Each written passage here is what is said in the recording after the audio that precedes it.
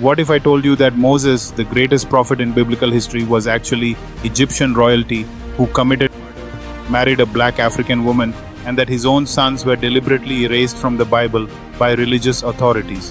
What if everything your church taught you about Moses was a carefully constructed lie designed to hide explosive truths that would shatter the very foundations of organized religion? Today, we're exposing 4 shocking secrets about Moses that churches have buried for over 2000 years. And I'm warning you right now, the fourth revelation will leave you questioning everything you thought you knew about the Bible itself. This isn't Sunday school Moses. This is the real controversial, dangerous truth that religious leaders pray you never discover. So if you're ready to have your faith challenged and your eyes open, stay with me until the end. Because what you're about to learn will change everything. Welcome back to Past Check, where we dig deep into history's most explosive hidden truths. I'm your host, and today we're about to expose the real Moses, not the sanitized, whitewashed version they teach in Sunday school, but the controversial, complex figure that archaeological evidence and biblical texts reveal when you know where to look. Before we dive in, if you want more shocking biblical revelations that churches don't want you to know, hit that subscribe button and ring the notification bell. Trust me, after today's video, you're going to want to see what other religious lies we expose. Now, we're going to examine ancient Egyptian records that churches conveniently ignore, biblical passages they skip over during sermons, and recent archaeological discoveries that prove Moses was far more explosive and controversial than religious leaders want you to know. Here's the first shocking truth that will completely blow your mind. Moses wasn't just raised in Pharaoh's palace as an adopted foundling. He was legitimate Egyptian royalty with a real claim to the throne of Egypt itself. Let's start with the evidence churches absolutely don't want you to examine. The name Moses isn't Hebrew at all, it's purely Egyptian. It comes from the Egyptian word mes or mos, meaning child of or born of. Think about famous pharaohs you've heard of. Rameses means born of Ra, Thutmose means born of Thoth, Ahmose means born of the moon god. Moses simply means born or drawn out in Egyptian, not Hebrew. But here's where it gets absolutely explosive. Recent scholarship places Moses during the reign of Akhenaten, the heretic pharaoh who revolutionized Egypt around 1350 BCE by introducing radical monotheism, worship of one god called Aten, instead of Egypt's traditional pantheon of gods. When Akhenaten died, his monotheistic revolution was brutally crushed by the traditional Egyptian priesthood. His followers were systematically persecuted, their temples destroyed, their names literally chiseled off monuments, and many fled Egypt to escape execution.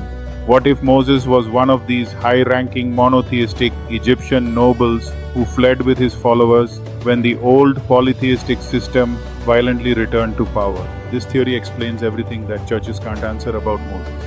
Why could Moses perform miracles that directly matched and countered Egyptian magicians? Because he was trained in the same Egyptian mystery schools and knew their techniques intimately. Why did he know royal code protocol so perfectly when confronting Pharaoh? Because he had lived there as royalty his entire life. Why could he create the incredibly complex legal and ceremonial system we see in Leviticus and Deuteronomy? Because it directly mirrors Egyptian law codes and religious practices he would have studied as a prince. Archaeological evidence from Tel El Amarna, Akhenaten's capital city, shows massive population displacement after his death. Thousands of monotheistic Egyptians simply vanished from historical records around 1330 BCE. The timing matches perfectly with the biblical Exodus narrative. Churches desperately suppress this evidence because it means God's chosen leader wasn't even Hebrew. He was Egyptian royalty, who brought established monotheistic concepts from Egypt to the Israelites. This destroys the narrative of Hebrew religious uniqueness and reveals that Judaism's core beliefs may have Egyptian origins. Even more shocking, if Moses was Egyptian royalty, then the Exodus wasn't slaves escaping, it was a political and religious revolution led by a legitimate claimant to Egypt's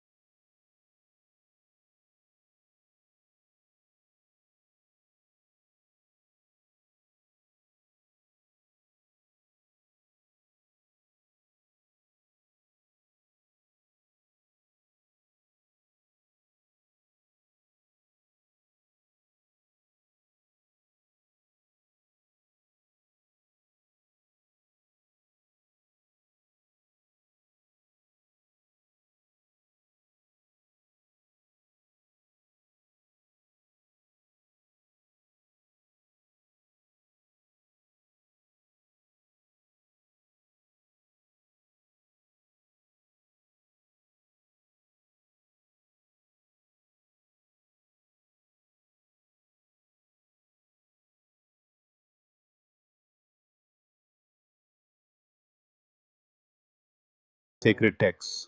They couldn't erase Moses entirely, he was too central to their faith, but they could reshape his story. They emphasized his Hebrew identity while downplaying his Egyptian connections.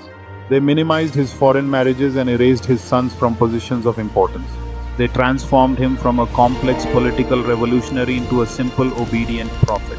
But the evidence of the original story survived in fragments. Ancient Jewish texts like the Book of Jubilees and the Testament of Moses contain details that contradict the sanitized biblical account. Early Christian writers like Clement of Alexandria and Origen knew about Moses' Egyptian education and royal status. Even more explosive, Islamic traditions preserved in the Quran and Hadith literature contain details about Moses that align perfectly with the Egyptian royal theory. The Quran describes Moses as someone who grew up in Pharaoh's house and was taught the wisdom of the Egyptians. The cover-up intensified during the rise of Christianity. Church fathers like Augustine and Jerome actively suppressed texts that portrayed Moses as too Egyptian or too connected to foreign influences. They needed Moses to be a pure Hebrew prophet to support their theological arguments. Modern churches continue this cover-up today. They teach sanitized Sunday school versions of Moses while ignoring archaeological evidence and ancient texts that reveal his true identity. Seminary students learn about these controversies, but pastors are discouraged from sharing them with congregations. Why? Because the real Moses threatens fundamental religious assumptions about ethnic purity, divine selection, and institutional authority. A Moses who was Egyptian royalty, married to African women, and whose sons were marginalized doesn't support modern religious nationalism or exclusivity. The most damning evidence of this cover-up, the mysterious circumstances surrounding Moses' death. Deuteronomy 3:46 states that no one knows his burial place to this day. What if Moses didn't die naturally?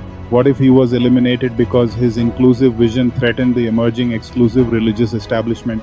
Ancient texts hint that Moses' death was suspicious and his body was hidden to prevent his followers from creating a shrine that might challenge official religious authority.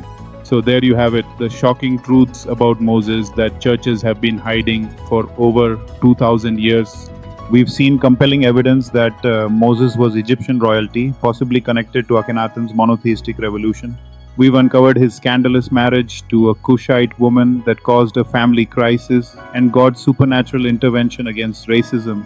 We've exposed how his sons were deliberately erased from biblical history through political manipulation. And we've revealed the massive institutional cover-up that continues to this day. But here's the most important question. What does this mean for you? Does discovering the real Moses destroy faith, or does it actually make the story more powerful? Look, if these shocking truths about Moses have opened your eyes to how much the church has hidden from us, then you absolutely must watch my video about the dark secrets of King David that will completely change your perspective on biblical heroes. Click that video right there.